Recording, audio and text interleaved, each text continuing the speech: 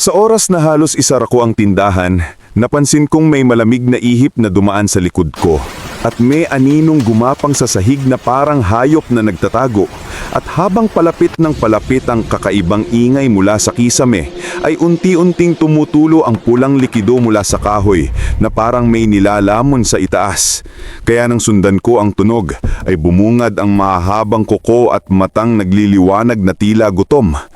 At bago pa ako makatakbo, ay biglang bumukas ang likurang pinto na para bang may malakas na puwersang humila dito, dahilan para sumingit ang malamig na hangin na amoy bulok na laman.